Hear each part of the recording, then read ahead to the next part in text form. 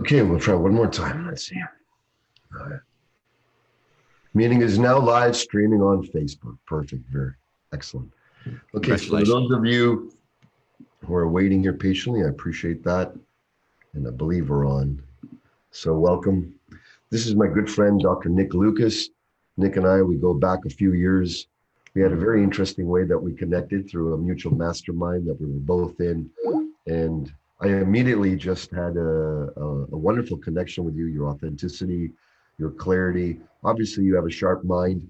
You're a very humble man. So I'm just going to share with everyone some of your degrees. You hold 5 degrees, one a bachelor in science in clinical science, a grad degree in clinical epidemiology, which I have to say a few times, a master's in health science, a master's in pain medicine, and a PhD in diagnostic reliability from the Sydney University School of Medicine.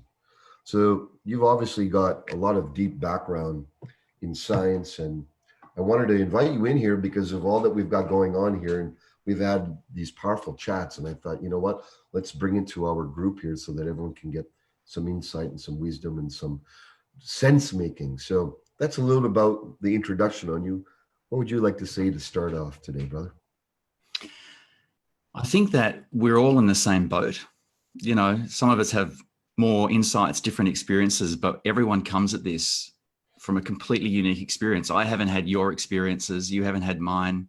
I believe certain things because of how I've come to be, and it's the same for you. And so I guess I come at this from a perspective of, you know, I'm trying to make sense of this just the same as everyone. And I've come to my way of understanding this and approaching it. And I guess I don't even want to infringe on anyone else's way of how they're dealing with it. So I'm not here to persuade anyone to think a certain thing or change a belief or whatever it is. I'm really here on your invitation just to share my perspective, how I've come to see this based on what I've known in the past and the people I've networked with over the last couple of weeks, because you know, I've come to understand things just from my perspective, and I'm very happy just to share that. And if it is of value to people and they take something away from it, then, you know, that's the kind of perspective I'm coming from. Thanks, brother. So there's been so much every day. There's new stats, numbers, how many people are affected, how many people are done. Oh, there's stats and numbers that seem different, conflicting. I'd like to start off with what's your best way? How do you make sense of what's coming in, being with the understanding that you have? And how can that translate to us, people at home who don't have science degrees and understanding? How can we make best sense of this time? I think as I've kind of wrestled with this over the last couple of weeks, what's become really clear to me is actually what my PhD was in, which is in diagnosis. You can't identify how prevalent something is unless you've got a really good diagnosis. And you can't even test treatments on people unless you know who to put in to test the treatment on. It all comes down to a diagnosis. And I think that's where a lot of the confusion has been, because it's a new, well, so far as we understand it, it's a new virus. There haven't been diagnostic tests available for it. There's been all kinds of malarkey and shenanigans going on with the testing beyond what I really understand as well, because I don't know in each of the different countries, I don't know what their testing procedures have been and all that sort of thing. So I can only look at it and talk about it in a very general sense about diagnosis. There's an idea that most people have that if you go to the doctor and you get a blood test or you have an x-ray, that then when they make the diagnosis that it's 100%, you know, I diagnose that you have this condition. And if only it were that, if that was the case, but it's not the case. So every diagnostic test has what we call false positives. That means it comes back and says you've got it and you don't. Every diagnosed has a percentage of people who it comes back, it says, oh, you're negative, you don't have it, but you actually do. So that makes any diagnostic test that we've ever had noisier than what we like to think, because we like to think that when we go and we get a blood test coming back and it says you've got this thing, we like to think that it's definitive, and it's not.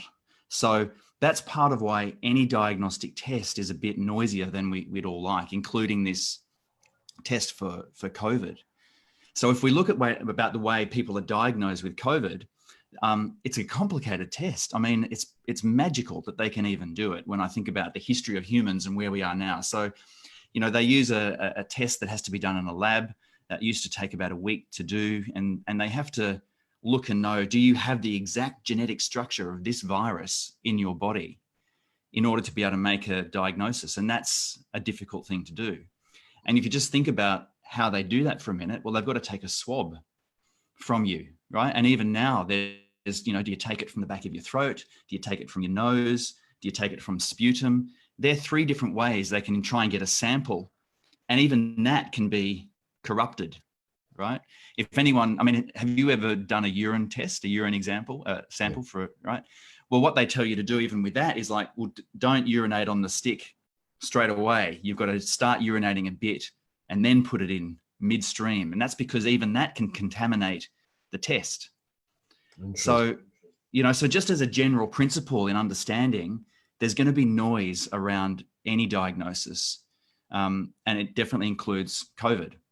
So, that's this one test where it's kind of more definitive, is where you're looking at, does the person have the actual test positive for the structure of the virus?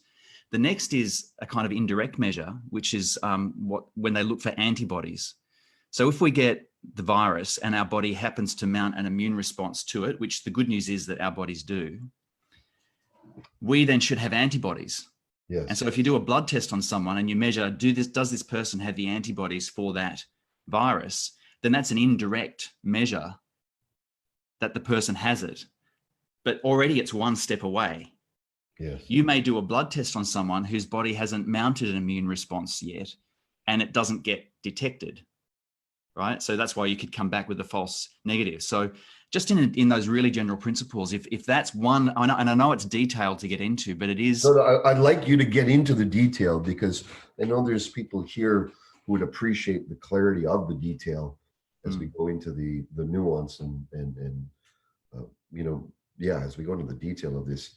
It's because there is so much confusion. So please continue to shed light. This is very, very good. Yeah. So, once you've got a sample, let's just say it's a sputum or a swab from the back of your nose, or let's just say it is a blood test and it goes off to a lab. There is still going to be human error, and there's going to be technical errors that occur even in that process. So any diagnostic test, not just the one now, but any one you've ever had before, is going to have human error. I had an x-ray once I came off my skateboard and had a really painful finger, and I could see the fracture on the x-ray report when it was taken, but the radiologist reported normal hand, even though there's a fracture in there. So do you see, like, human error is going to be present. So imagine that kind of general background noise I've just described. Imagine now trying to make sense of diagnostic tests in the middle of a pandemic. Right? Imagine London for a minute, or New York, where there are tests flying everywhere. There are people who are stressed, samples going left, right, and center. There's going to be things like people's test results even being confused. Patient A comes back with patient B results. Like, those types of things are going to happen, especially when you have high stress environments, which is what is happening, at least in those hospitals that are being inundated with cases. So there's going to be those kind of errors that happen. And that's also, you've got this situation where not everyone who has the condition is being tested. So I read a report coming out of the UK that a lot of people in aged care facilities aren't really receiving the kind of diagnostic tests, because it's like, if they're already old and they're already close to death, if they get a cough and they're going to die, then we're not going to give them a test. So there's also a case that there's a lot of probably underreporting, and we know this it's been in the media. There's probably a lot more people with the infection that we don't know about, that have never been picked up. So that's why it's so noisy and difficult to understand. And then what happens is, you might have someone report a statistic over in this state and someone report a statistic in this country, and it's just a snapshot in time. And then journalists get hold of it and they report it, and then people start hearing wildly different numbers. And what that does to a mind that is in stress and fear is it creates distrust. How can I trust these numbers? Especially if you're coming from the point of view of, there should be one number that's true. as opposed to a variance of numbers that can all be influenced, and they can all be actually accurate. You could have a mortality rate in Australia is different from the mortality rate in Italy and the UK and New York. And, you know, even though there's a wide range of numbers, they're all reflecting the environment they're taken in. And then there's going to be noise around those numbers. It's just the reality of the situation. So that's one of the big issues that affects it. And that's why there's going to be those kind of inconsistencies. Now, you're then going to have some people who think, well, we are being misled on purpose. And that can create a lot of fear. And from many different angles and many different motives. Correct. That's exactly right. So, you and I... Is there validity to that? Is there a potential validity to that? Well, I think there is, but you and I can never rule it out, but we can't rule it in either. You know, we can look through history and say, has there been times when authoritative bodies, governments, or other organizations of influence have led us astray on purpose? And the fact is, there are those examples. So, you know, on the one hand, you can't rule them out. On the other hand, that doesn't mean you should rule them in absolutely either, right? Just like everyone else, I have to sit here in a state of question mark. And it brings me, I think, to a really key point. And that is that there's what we can do and what we can't do. So as I sit here, I'm in self-isolation in Sydney, Australia. I'm in my office, right? I've got the beard to prove that I haven't been shaving and all that sort of stuff, right? Even with all the contacts that I know, and I spoke to a virologist just the other day because I wanted to get to the bottom of the whole sequence, like what's the real detail here with diagnosing. I want to speak to someone who's a virologist, because even though I've got all my degrees, the key thing I know from having all those degrees is the minute you step outside of your lane, yes, and then continue to act with the same authority that you have within your lane, you're bound to make mistakes, because it just gets so specialized that you need to speak to people who've spent 20, 30 years looking at this one thing and trying to get their understanding about it. So that's what I've been doing. So anyway, the point of all that is, even with all that information, I can only do what I can do, just the same as you can only do what you can do. And there's a great saying, I think Covey came up with it, one of his kind of habits of highly successful people, which is work within your circle of influence and then seek to increase your circle of influence. But if we're sitting here not working with our circle of influence and spending all our time thinking about all the things we can't influence, then that creates a sense of overwhelm and helplessness, because we're trying to think about and solve problems about which we have zero control over in the current state, right? Yes. So, you know, I can't control whether they open wet markets back in China again. I can't control that. I can worry about it, but I can't control it. And so the minute I'm worrying about things that I can't control is the minute I'm not focusing on what I can control, which is my life, my environment, my family, my health, my mental well-being. And that's an important point, because it's very easy to worry about things that we can't control. Having said that, what I can do in the moment is I can educate myself. I can get a better understanding. So I'll just give you another, you know, my kind of optimistic take on it is this. A lot of headlines will say, this is going to be worse than the Great Depression and as bad as, and it's not. We're 100 years later. Yes. You know, we have hundreds of thousands of scientists who know 100 years worth more of information about how things work than we did back in 1918. You know, we've got the internet, we've got the ability of scientific teams to collaborate without government influence and be talking on WhatsApp and all kinds of things and collaborating around the world in a way that's unprecedented. So one of the things I think that gets left out is the human ingenuity. Yes. You know, we're having to wait for that to catch up, but there's that element. So I think I guess in terms of immediate things that we're looking for, like, you know, are we going to be coming out of lockdown soon? Are we going to be able to get back to normal? Is the economy going to get back together? I put my hand up immediately and go, I don't know about, you know, macroeconomics. I'm not expert in it. You know, there's people who spent 30 years looking at statistical models, and we know that even they get it wrong. Yes. Right. So many times, right? And so and there's a great saying, right, that everyone's opinion is equal in the absence of data. But even with data, you know, we've got to use data to predict things, but but which is amazing that that can even happen. But that still doesn't mean the predictions are always going to be 100% correct. So back to things. Do we know that there's going to be a vaccine available? I don't know. There might be. They're talking about 18 months. But again, that's a prediction. How effective will it be? Will it affect 50% of people, 30%? We don't know. Until it's there and until it's tested, until people are prepared to accept it, we have no idea. So for me to sit myself here and think, okay, I'm going to put my hope in a vaccine, because when that vaccine comes, we're all going to be good. Or I'm not going to sit here and go, I'm not taking a vaccine. I'm going to make assumptions about who it's come from and where it's come from, and I'm absolutely not going to take it. Like, I don't have the data. All I've got are opinions, and I can't make that choice now anyway. So any time I spend thinking about something that may or may not happen in the future is me not being in the present moment. It's me not taking care of my moment. And we've only got our moment, right? I mean, I've learned this incredibly from you. We've only got our moment. And what are we doing in that moment? And we're responsible for it. And so what can I do in it? So I can't worry about a vaccine. Are we going to have a drug treatment for it? Now, right now, what's amazing in Australia and the rest of the world, but in Australia, I'll give you an idea. There was some scientists at the University of Queensland, and they found some early tests. You know, they're not experiments. They're just, we're going to give it to patients and see if it works. They tried hydroxychloroquine, which is the anti-malarial drug, combined with an HIV antiviral. And they found that the few people they gave it to seemed to recover. But that's not proof that that medication works at all, because those people may have recovered by themselves. Okay. The other issue is maybe they weren't that sick. Maybe if they'd given this to really, really sick people, it wouldn't have worked. We just don't know that information. So in order to answer that question, we've had 60 hospitals here all sign up to participate in a randomized controlled trial to test whether or not this drug combination helps.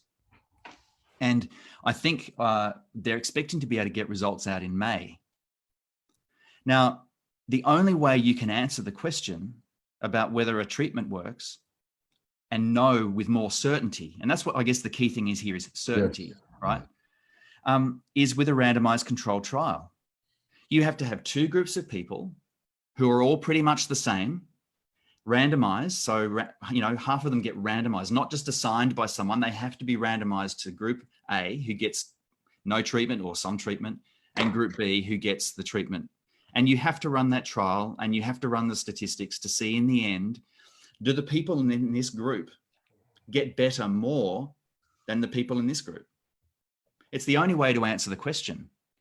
Now, one of the things that I've had people message me about is like, yeah, but can we wait for that? I mean, I heard someone in the media say we can't wait for years for a trial. Well, we don't need to. We can wait till May to get that answer. Why can't we just start giving it to people now? Well, and the fact is doctors are giving it to people now. But here is the risk, and medical science, the history of medical science is littered with treatments that have come out that seem like they work and are later found to kill more people than they help. Really? Wow. Yeah. So I'll give you an example of that. There was a drug, if I'm pronouncing it right, called flecainide, and it was proven to help people's irregular heartbeats reduce. So you come in, you've got an irregular heartbeat. That's no good, especially if you've got heart disease. And this drug was proven to reduce irregular heartbeats, which is a good thing. Yes. But irregular heartbeats is one thing. Whether or not people stay alive is another thing. And what they found after about, I think if I'm remembering the numbers right, but again, it was like $1.5 billion or so worth of this medication being given, was when the randomized controlled trials were conducted, it found that the drug had killed far more people than it helped, because even though it reduced arrhythmias or irregular heartbeats, more people on the drug died than if they weren't given the drug, and it was immediately pulled from right. So that's why we have to do randomized controlled trials. But what does a doctor do when the trial isn't done and they've got a patient in front of them who's looking like they're going to die? What do they do? Do they go, well, sorry, I don't have any evidence of the best type. what it's really saying is just that I don't have the level of certainty that I would like, but I'm still a doctor and I've still got a patient and I still need to make a decision. And this is where there's this concept called evidence-based medicine, which is what my kind of specialty was in. And it's this: if I'm a doctor or any health professional, even though there might be big studies, I've still got you in front of me. I still need to make a decision about what I'm going to do with you as an individual. And what I need to do is rely on my clinical experience, my knowledge, my hunch, my gut feelings, all of that. I also need to, talk with you. What do you want as the patient? What are your preferences? It's all about you. It's not about me. It's about you, the patient. So what do you actually want?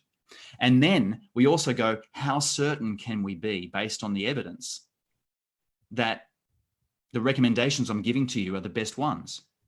And so it's a three-prong decision-making approach. It's what's the best evidence? What's my gut feeling and my clinical experience as a clinician? And what are your preferences as a patient? So that's why some patients are receiving a drug like the anti-malarial and the HIV thing, because it's like, well, if I don't take it, I may or may not survive. I'm prepared to give it a shot. That's my preference. And the doctor says, well, there were some other people who have reported that some people have got better. So I'm okay with giving you a shot, even though we're not certain. So do you see how that affects an individual relationship? Yeah, absolutely. Yeah. Right. But where it comes different to someone like a public health official, like whether it's in our country or the US or Canada or whatever, is they're not having that conversation with a one-on-one person. They're saying, what do we recommend for the population? And that's a very, very different mindset to be in, because they're not sitting there able to evaluate what your preferences are on an individual basis. You may have diabetes and heart disease, and that's why I'm deciding to give it to you. Another person might have some other condition that the drug isn't indicated for. So every individual situation is different, which is why it needs to be assessed that way. But if you're a public health official, you can't take an individualistic approach. You have to say, what do I recommend on whole, on the average, for this massive group of people that I have to make a decision about? And so that's why you've got conflict between some public officials saying we should be definitely giving this medication, and other ones saying, hang on, we as a general recommendation, we can't make that. Because they're sitting there going, we don't have the answer of the randomized controlled trial yet. If we recommend everyone takes this and everyone goes out and now wants it, if the public here, we should absolutely be all having this and they all demand it, then it could lead to a whole lot of other problems that we don't know about yet, which is why they're, the big public line is, no, we're not recommending it yet. But individual doctors may still go down that path, and they are. So that hopefully provides some insights into we talked about vaccines, don't know if they're coming, treatments, people are trying everything they can, So then it comes down to this, well, how do we get out of this? Yes. Right now, in Australia, we've been fortunate compared to the rest of the world because of, we're an island, number one. We don't have any shared borders, right? It's just Australia. From the very beginning, the states in Australia and the federal government immediately formed a joint cabinet and agreed to make joint decisions. And we've only got 5 states, not 50 like in the US, for example, right? And there's a lot less people to try and, right? And so we've been able to see what happens, and it's an evolving experiment when you think about it.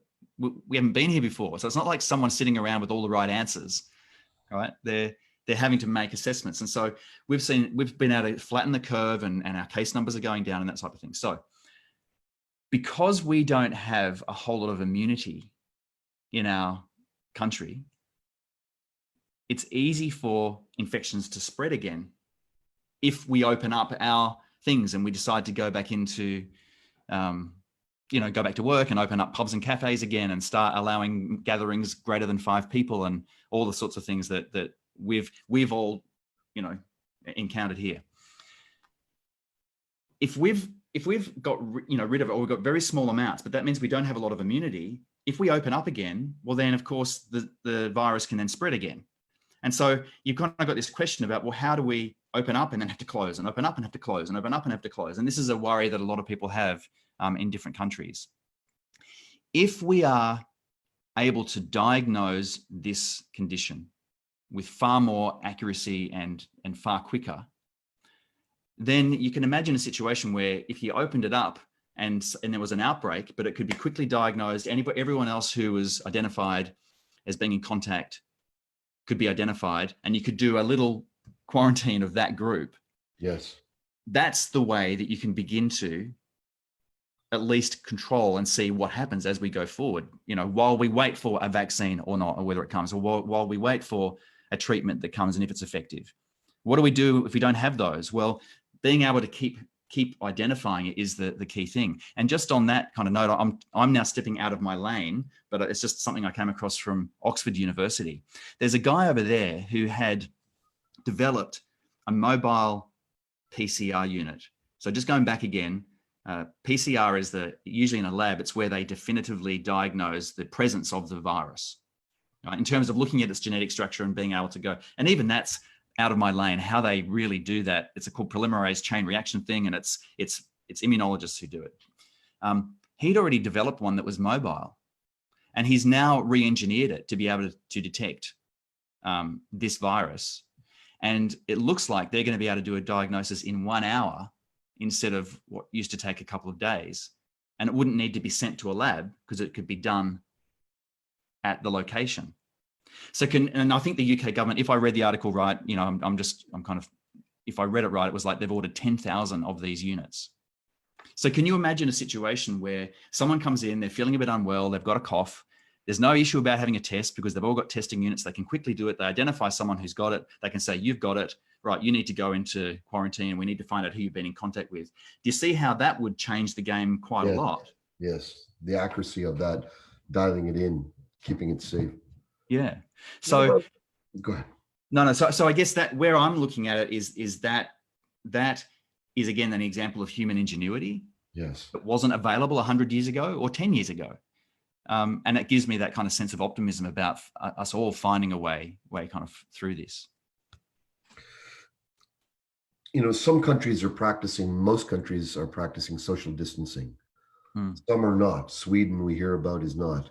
Can you share about that? What are the calculations? What are the considerations, and who makes those considerations in our organizations, in our governments? How does that all work? That one way seems radically different than this, and what's the benefits of either or? I'd love to have you expand on that. Well, so the concept, and I'm sure a lot of people already know this, but just to kind of go over it, the concept of herd immunity is that when enough people in a population, and the reason it's called herd immunity, right, is because it was first looked at in terms of how diseases spread through cattle and livestock, all right, is if enough of the herd or enough of the population is naturally immune to it, then it can never, and people can still get it, but it can never really turn into an epidemic where it spreads from one to the other, to the other, to the other, because it hits someone and they're already immune to it. So then they can't spread it. So the amount of spread gets limited. And so that's just an important concept to understand. So the issue with it, as we all know, is if you let everyone get it, then you have to have the consequences of what that means. So being a coronavirus, my understanding, which again, not a virologist, so I'm kind of in the same boat as everyone else here. This is new in humans. We don't know how effective it really is. We don't know what its long-term effects are. We don't know how well we form immunity to it. We don't know if you get it, are you going to keep on having relapses in it? I mean, I'm one of those people who had Epstein-Barr virus as a teenager, and it's known to be to keep on recurring flu-like symptoms even 10 years later, where people go through periods of lethargy and all that sort of thing. So we just don't know what the long-term effects are. No one does. So for anyone to claim they would be is ridiculous, because we just don't know. So if you're an official and you're sitting there saying, well, this is what we're going to decide to do, again, it's an experiment, right? We just don't know. So who makes those decisions in our governments? Okay, well, it is politicians who, and I again, I don't know the way different countries are structured, but essentially there's going to be some health department in a government who has an official who has the power to make these recommendations that are then adopted by the government that can enact it. And each country's got its different ways of doing that. And that would get complicated beyond my ability. Like, I don't know the exact structure of how the political system works in Sweden, other than obviously the advice that they've received Yes. has been loud enough for their decision makers to say, we're going to take this approach, based on our experience and our way of life and our way of valuing life, right? Our culture, we've come to this decision and we're going to do it. And so it's an amazing decision, and it's going to be one that time will tell, and it will provide a lot of information, because we'll either see how it spreads and what happens in Sweden, and it will be a story that the world is watching to see what happens. You've got the opposite approach, which is New Zealand, which is obviously nearby us, a much smaller island. They're going for far stricter lockdown measures than Australia, and their approach is to almost eradicate the virus, which is polar opposites. Sweden's like, let everyone get it. New Zealand's like, we don't want anyone to have it. And the issue with New Zealand will then be, okay, let's just say that they completely eradicated it in New Zealand. Any one person who flies into New Zealand or arrives could bring the virus. Yeah, once the restrictions open up, then it can bloom once again. Yeah. Once again. So imagine, and this is, an imagination, but imagine that there's a diagnostic test that's quick and fast and reliable and accurate. People arrive to New Zealand, they have the test, and the test says they've either got it or they don't, depending on its level of reliability and accuracy, right? This is like, how good is the test?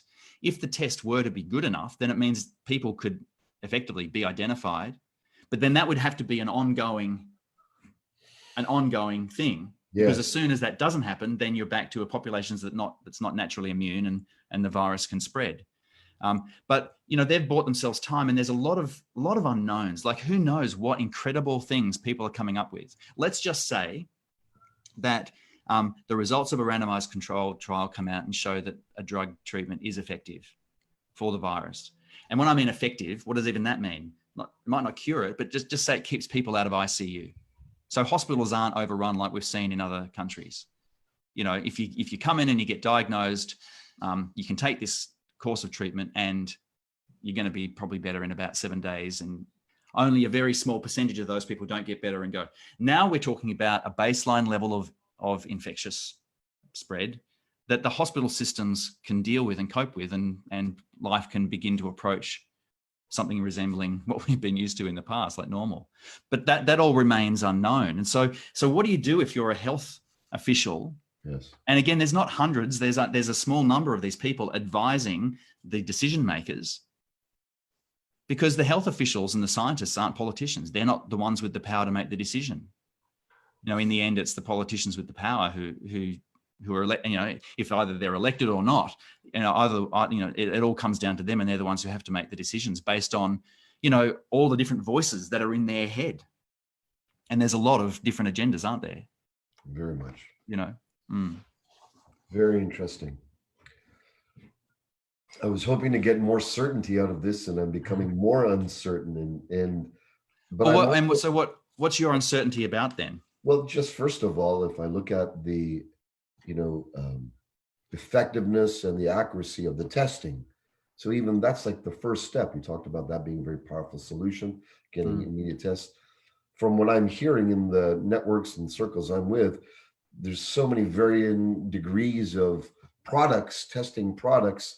Some are higher grade, some are lower grade, some are being made right now to sell quickly, but the accuracy, or who knows, even if the validity of it is even there, and so it's like, what do we actually believe in? What is the mortality rate, fatality rate? How many people are dying, not dying of this? How many are getting better, recovering fully? I'm also hearing lots of news in that area. There's great recovery. It's a much higher number than we think, that the death rate is lower. Other people are sharing that the death rate is more than we can actually, than is actually being said. And so, like you said, there's all this information. That's the uncertainty that I'm feeling. But I'm also taking into account your invitation to get into control. with what I can control, which is my own immediate space here. I guess I asked myself this, Sachin, and that is, like, before all this happened, how certain were you about the tomorrow? It's mostly illusion, isn't it? I mean, at the end of the day, where I'm at with right now, most of our certainty is appearing as illusionary.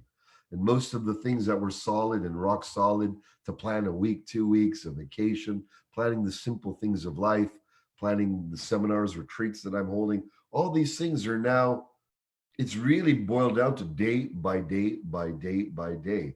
What's the reality today? I wake up, what's the reality today? I wake up, what's the reality today? And so all the great wisdom masters have always pointed to this being actually the way we should be living, which brings us most fulfillment, because we're not future projecting and we're not lamenting about the past. We're really, we are brought to and are accessing the fullness of this rich moment. So that's my approach I've been taking. And you mentioned this right off the bat at the beginning.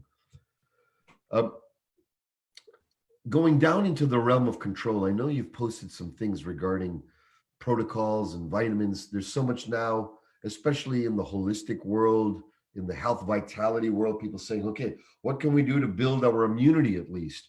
If we cannot control those forces out there, we cannot control spread and such, we can control our immune system, boost our immune system. And I know you've been sharing about, again, that whole spectrum. So could you open that up, please?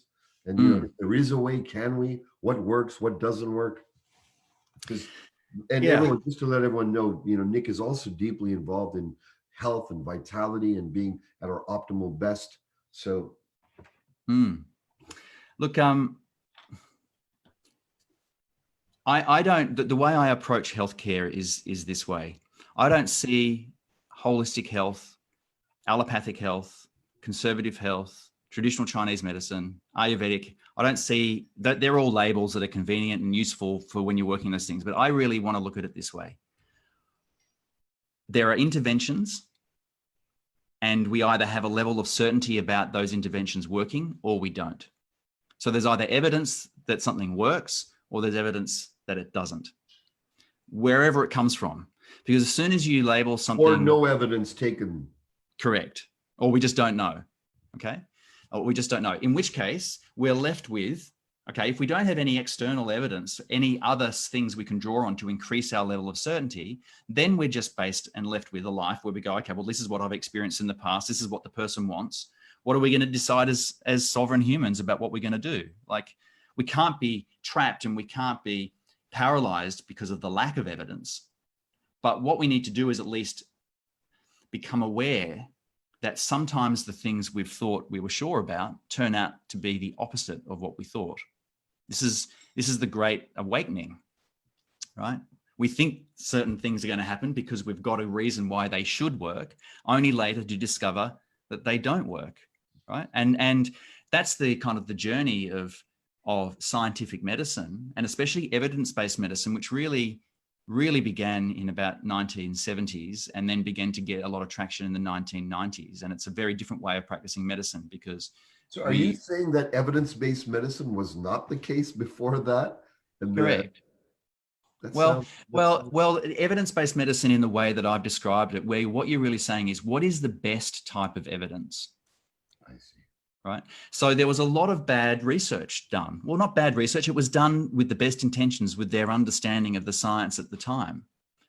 You know, so that's why there's examples. I mean, you know, my background, the way I came into all this was through pain medicine.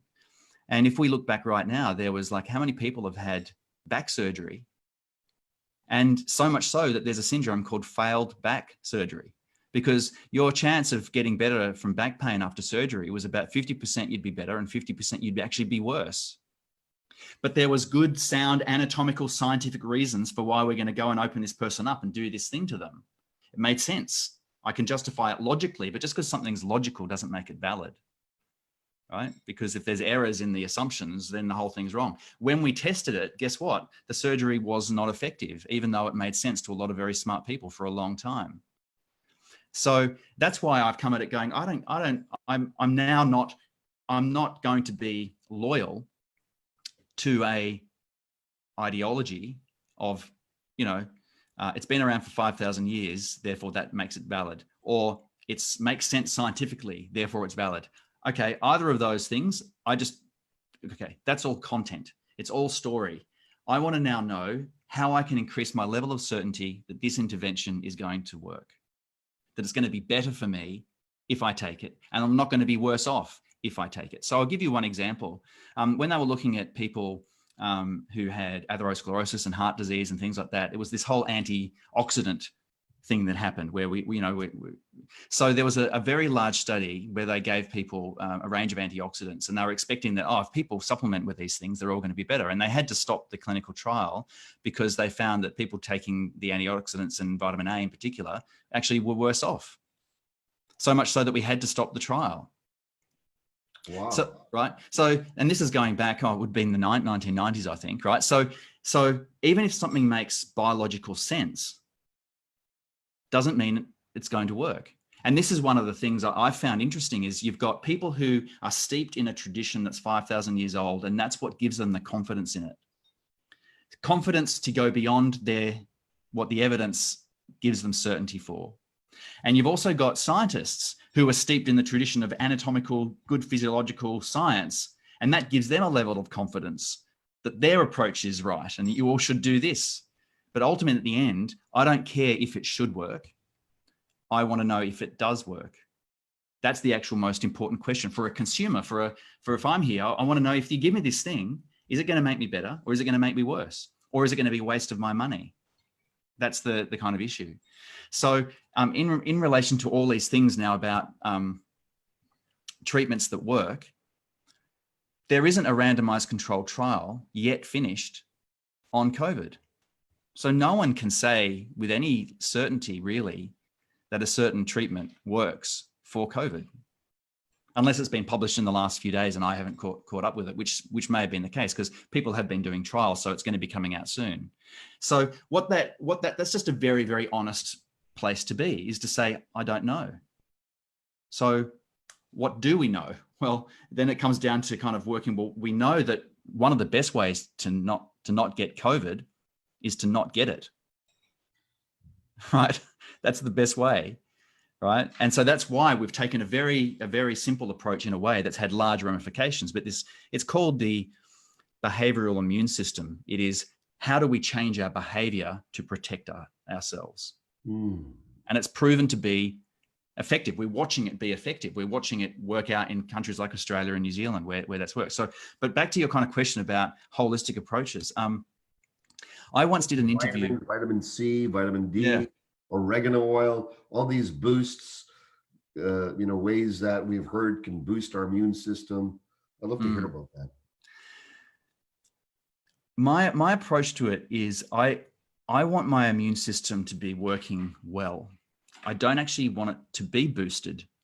And the reason is that when an immune system is overactive, it can cause massive damage. In fact, one of the reasons people end up getting so sick from coronavirus is when it gets into their lungs. I'm gonna close my door. Keeps. Yeah. Our immune cells release a whole lot of chemicals that make us really unwell. So it's our immune system that's attacking us. Well, at least the chemicals can make us really unwell. Anyway, so I guess it's just a reframe. It's a reframe. It's a balance. Rather than trying to have an image, and I guess the reason I'm responding that way is, in the past, I've seen supplements with a big red arrow pointing upwards as saying, boost your immune system by 300% and that type of thing. And it appeals to people's sense of, well, surely if I've got a better army, I'm going to be better off. But our army isn't to be viewed that way. Our army can be very dangerous to us if it gets out of control. So I want to be healthy. I don't want to have a boosted immune system, and I don't want to have a suppressed immune system, right? So that's just a reframe for me that I've found very useful, because then I'm not left there wondering in a stressed, an anxious mode of what must I do to increase my weaponry, right? So you're not just trying to fill yourself up with supplements to give yourself some boost. You're aiming to maintain and cultivate a state of good health in general. Correct. As a way of mind, mentally, emotionally, bodily. Yeah. Okay. So now, if someone were to be immunocompromised, that is a suppressed immune system, well, of course, anyone would say, either side of conservative medicine or holistic, alternative, however you want to categorize it, I don't even like having those artificial barriers present because I've never found them in the end to be useful, right? It's just like no one would disagree that if you've got a suppressed immune system, that's a good thing. We want to increase, we don't want it to be suppressed. And there's all kinds of measures, and then it goes beyond my level of expertise around the immunologists who understand it. But essentially, you want your immune system to be optimal rather than boosted, if that makes sense. So then you could just ask the question, because then it becomes an evidence question.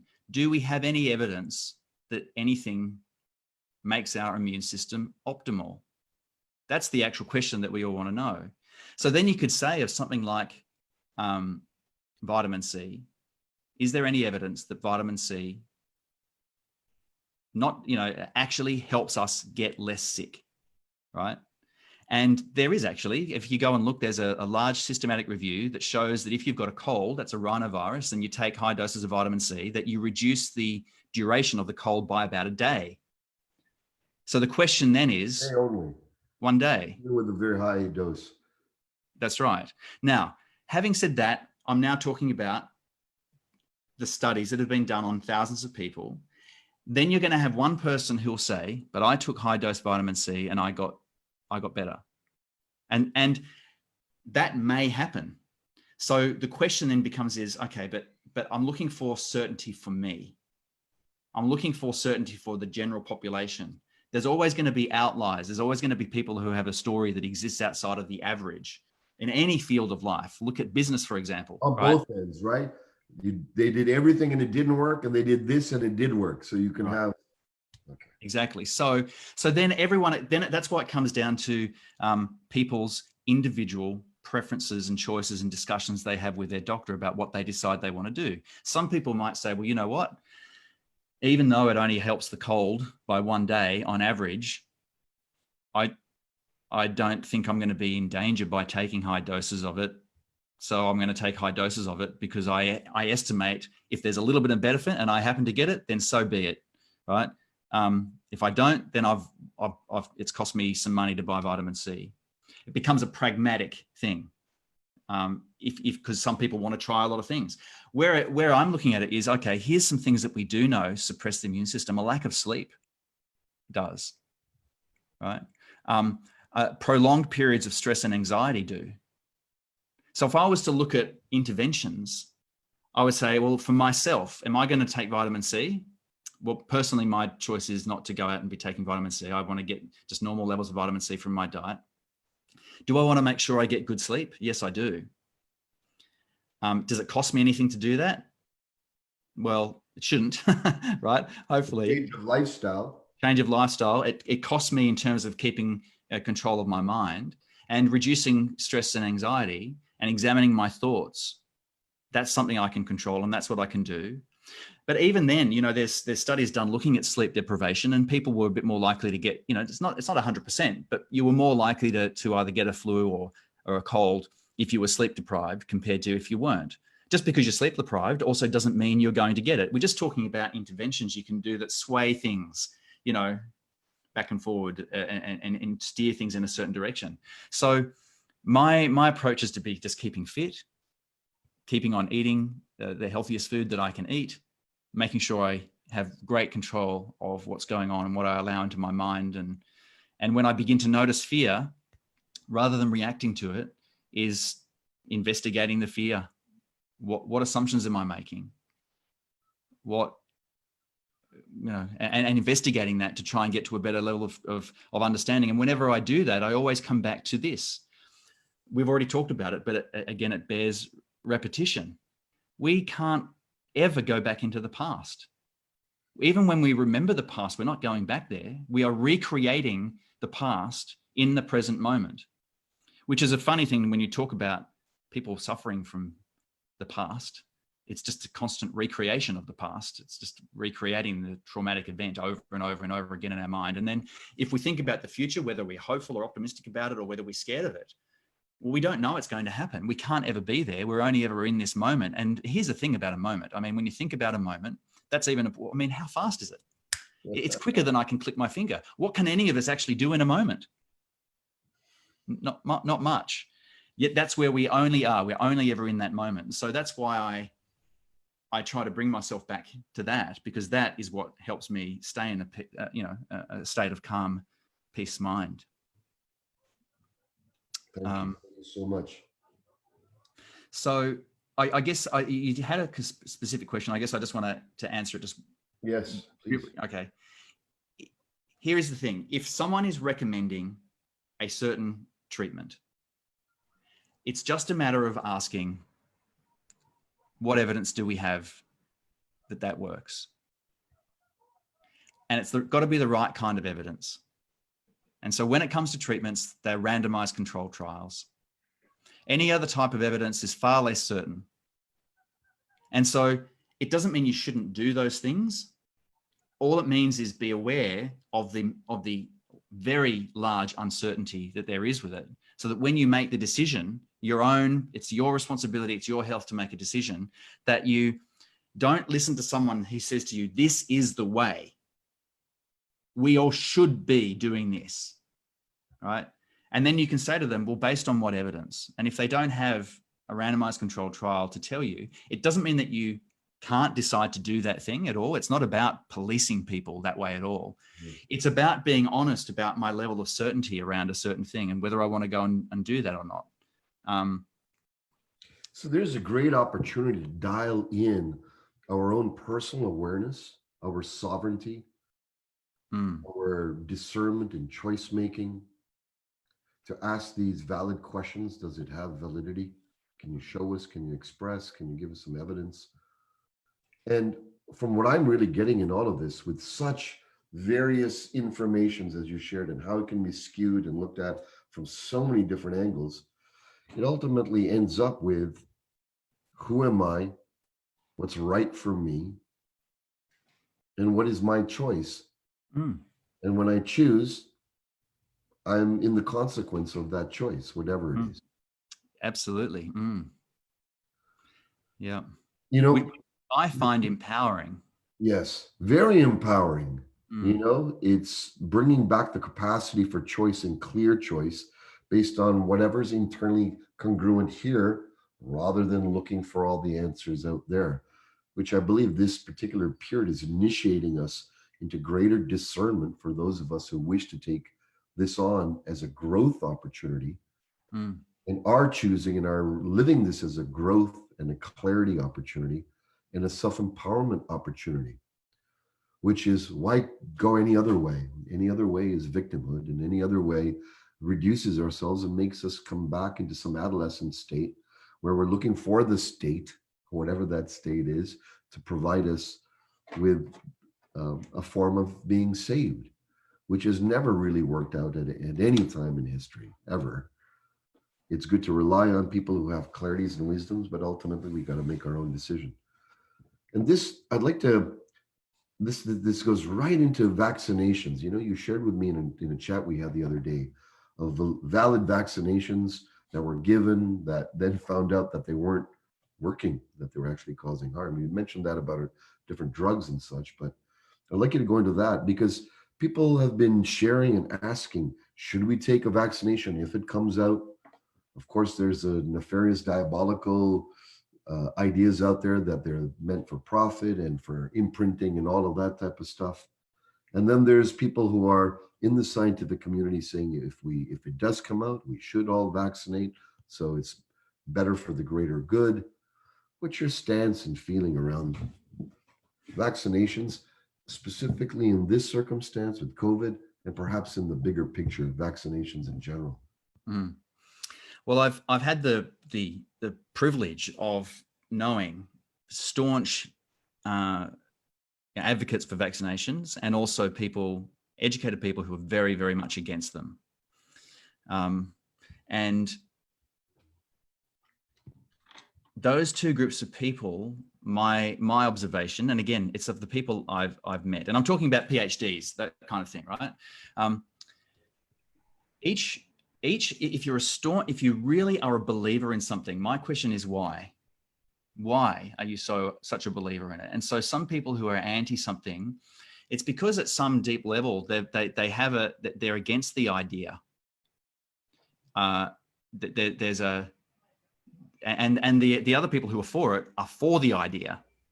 You see what I mean? So when you're having a conversation with them, you're talking at a superficial level about things, but underlying, I want to try and get to understand what's the concept, what's the worldview that this particular person has, and why has it led them to be either anti or whether it's led them to be for? Because I know in myself that I've stood for things, and I know deep inside that there has been another, not a nefarious motive, but another motive I haven't stated for why I hold a firm view on something. So I bring it back, I think, to this. We know that if you get exposed to a certain antigen, that your body can form antibodies. So the whole idea that your body can be stimulated to create immune response to something, that's a scientific fact. I mean, that just happens. The real question, though, is if I take this thing, will I be better or worse? That's the actual question. Yes. So for any vaccine, that has to pass the test. So to have a point of view that says all vaccines and the whole concept is flawed and I'm anti it, I just don't share that view. Because who's to say a vaccine wouldn't be developed tomorrow or a year from now that actually doesn't work incredibly well and is very, very effective and saves a lot of lives and brings a lot of goodness? I don't know that. No one can predict in the future. So I don't philosophically have a problem with the idea of vaccination. At the same time, vaccines are good. Everyone should have them. There's no problem. Are you kidding? You're a crazy person, right? That particular view I don't share either, because I want to see the evidence that this thing actually does what it says it's going to do. Now, the issue with vaccinations is this. To answer that question, you would have to give enough people the vaccination and follow them forward and see their exposure to it or not, to be able to have far more confidence that this is actually beneficial than harmful. So do you see that there's a lag time? Yes. Before this thing could get accepted? And even then, there's a great saying, if anyone wanted to remember like a tagline from this, and when it comes to science, is this: one study is no study. Right? One study is no study. You want to see multiple studies demonstrating the same thing over time in different groups of people in order to develop a level of certainty that would make you go, we know that if we give you this intervention, whether it's a drug or a vaccination or whatever it is, or we do the surgery on you, we know that if we do this thing, that here's your chance of having a great outcome, and here are the chances of you having some bad side effects, because there's always going to be the two combined. And that's the only time you could develop any kind of certainty outside of your own experience. Do you see what I mean? Yeah. So then when I come across people who are passionate in one way or the other, I really need to say, well, what's your worldview on it really about it? So when it comes to this vaccine right now, which is the only one really kind of worth talking about, because otherwise it's a Pandora's box for everything else, is there isn't even one available that we're aware of. People are working on them. Even if they produce one and they can show it works in a lab, that doesn't mean it's going to work on a population. They'd have to then give it to a certain number of people who'd be willing volunteers, and they'd need to then test it and see, hang on, do we create antibodies when we give it to these people? And then do they not get the disease? And are there any bad side effects? And can we replicate this in enough people to develop the certainty that this is a good thing to do? Any action taken before that is filled with uncertainty, which is why then people are uncertain about it. So anyone who's coming from an evidence-based medicine approach is going to be asking those questions. They're going to want to see the results of those studies, looking at what the positives were and what the negatives were. And here's the other thing about that. Long term, how do we know that if we do this, that 20 years from now, it finds out that a lot of people who took that vaccine then start getting this higher rate of cancer, for example? We don't know. We might find that the people who took it had an even better outcome than we thought. We don't know, because that's not a fault of medicine or science or whatever. It's just we're not fortune tellers. We just don't know. So I think and all I've spoken to at that point is I'm going to fly here. All I've spoken to at that point is the health, like the genuine, authentic concern for people is all I've spoken about there. Now, what can happen is, here is an intervention I want to do, and it makes sense, but I'm going to couple it with another secondary gain that might happen. And that's where people get concerned, right? I want to give you this really awesome intervention, but it might come with something else, the bitter pill. It's not just a pill, it's a bitter pill. If we talk about tracing and tracking, for example, the best way to be able to keep a lid on this thing is to know who's got the disease and who they've been in contact with. Well, that's an invasion of privacy. So on the one hand, I've got this really positive thing that we want to do, but it comes with this other thing. And that's the issue, whether it's tracking and tracing, or whether it comes down to vaccinations and whether or not it should be taken. We don't know. Is it possible that there's nefarious aims and ulterior motives or other agendas just hijacking the positive agenda? How do I know? I don't know. And it's easy to look at circumstantial evidence, and some people are certain that it's the other case. The people I speak to in health, the ones I know, the ones developing these things, that's not their aim. These people have given their lives to doing it. And even then, it's not like they're necessarily humanitarian people either. Some of these people just are absolutely fascinated by viruses, and this is the most fun they're having in a long time because they love viruses and they get to study what it's doing. But there's no broader economic, macro kind of global agenda associated with it. I'm not sure if that really answers it, but it gives you the perspective of where I am. And it gives me this point of, there's what I can know and what I can't. There's what I can do and what I can't. Right now, I can't even make a decision about whether to get vaccinated or not because there isn't even one available. So we are back to the now. We're back to the now. Yeah. What do you have to share to wrap this up for us? I'm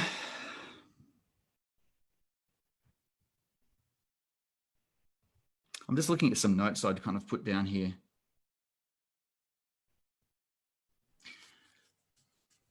There's another thing I'd like to share that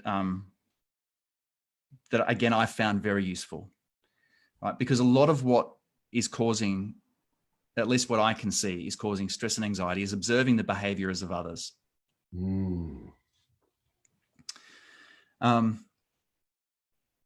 And the science here gets softer because it's social science, but kind of social scientists and evolutionary biologists have been able to identify in all of us kind of 7, if you like to call them, evolutionary subcells. If you kind of think of your mind like as having a board of directors, and the one that's got the gavel and or the microphone is the one who's kind of calling the shots, and they each have completely different agendas, right? And I'll go into them because they can really help people, because the better we can get an understanding of why we think and behave the way we do and others do, it helps us. It just helps us, right? So the first one is self-preservation, which I call the protector. It's a deep inner drive. It's nothing to do with emotion. It's nothing to do with thought. It's just a deep inner drive for self-preservation. It's not politically correct. It doesn't believe in anything other than self-preservation. And that's, we can all pretty much accept that exists. The next one that develops as we go through childhood is what I call the doctor, and which the academics call the behavioral immune system, which is one agenda only. I want to avoid disease. And so one example of this might be, we all might relate to children who all of a sudden get very sensitive about anything on their hands that they don't like, or any bad smells, they don't like it.